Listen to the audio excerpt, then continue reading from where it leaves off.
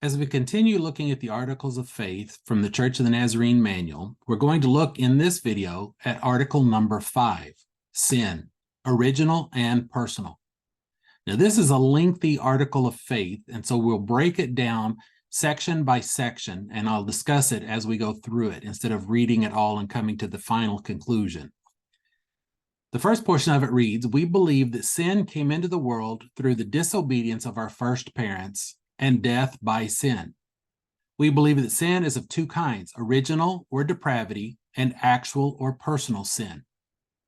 What the Nazarene Church believes is that Adam and Eve, when they sinned, they tainted the human race, and that tainted human race has this desire born into us to want to do things that we want instead of doing the things that God desires in our lives. This original sin is passed down from every person that is ever born to every other person that is ever born. This is what we believe that when it talks about in the book of Romans in chapter 3, where it says, "For all have sinned and fall short of the glory of God." This is because of original sin. Now, actual sin are things that we have done which are wrong, things that we know to be wrong, and yet we do them anyhow. So we have one side of this where we're not responsible for Adam's sin, but we also have a side of this where we have done things that we are not supposed to be doing. And that's what those two different kinds of sin are actually talking about. Now, the next portion of the article says, "We believe that original sin or depravity is that corruption of the nature of all the offspring of Adam, by reason of which everyone is very far gone from original righteousness or the pure state of our first parents at the time of their creation, is averse to God, is without spiritual life, and inclined to evil, and that continually." Because of original sin, we believe that our desires when we are born into this world are contrary to what God's desires are, because we are all born with this corrupt nature within us. This is something that we'll come back to in a later article of faith as to how this is dealt with. But for this point, this is where original sin is really pointing out the need for salvation in every one of us. Let's continue on with this article of faith. "We further believe that original sin continues to exist with the new life of the regenerate until the heart is fully cleansed by the baptism with the Holy Spirit." Now, this again is giving you a foreshadow into some of the other articles of faith. So we'll come back to this in a different article of faith to really dig into what this is talking about. But just as a summary, what it's telling us is that once we are saved, we still have this desire, this ability to desire things that are not pleasing to God. But we also have a hope that can be removed from us. And we'll come back to this in article number 10 as we go forward. So let's continue on with article number 5 and what it says. It says, "We believe that original sin differs from actual sin in that it constitutes an inherited propensity to actual sin for which no one is accountable until its divinely provided remedy is neglected or rejected." Now, that sounds like a lot of things to really try to figure out. But what the Nazarene belief is that original sin gives us a desire to do things against God's will. Actual sin is when we do the things that are contrary to God's will. Now, what we believe is that it is a willful transgression of a known law of God. Okay, that's the next portion of the article. "We believe that actual or personal sin is a voluntary violation of a known law of God by a morally responsible person.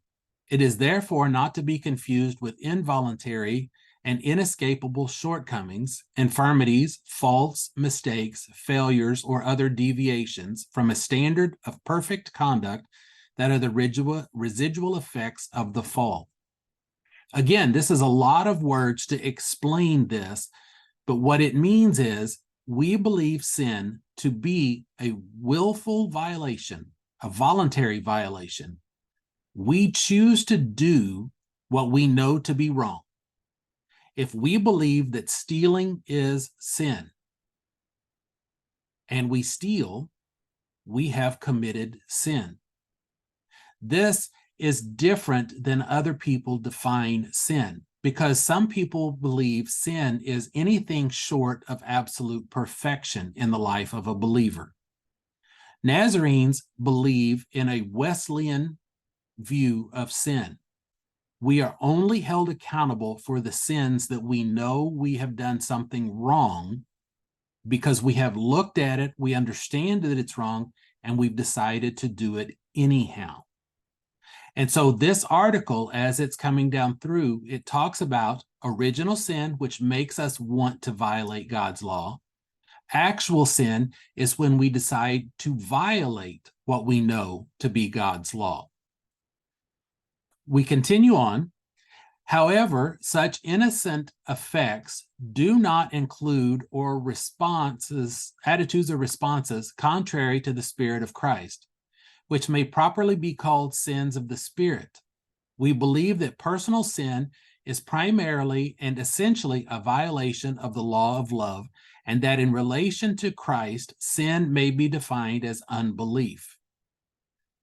We do not believe that we are responsible for knowing all of the law of God at one time and living according to that law. What this is trying to explain is that a violation of the law is something that we know we are doing, and we know that it hurts Jesus's heart, but we don't care. That violation of the law of love, means that we desire our desires more than God's desires. And this is where we don't want to reside. We want to be able to live in harmony with the teachings that the scriptures give us so that we can live according to the law of love that God has shown us how to live. The scriptures that are present here talk about sin, both from an original and a personal standpoint. These scriptures are ones that you can look up and you can read them and understand more of what sin is talking about. In the New Testament, it says more than once to go and to sin no more. We believe this is possible with the presence and the power of the Holy Spirit. And like I said, we'll come back to that in article number 10. But we also want you to understand, we believe that it is possible to live without willfully sinning against God. We can choose not to violate what God has given us as his word. And so that's kind of the understanding of article number 5. We have a desire, but we don't have to follow through with it. And so at that, we will leave article number 5 and we will move on to article number 6 in the next video.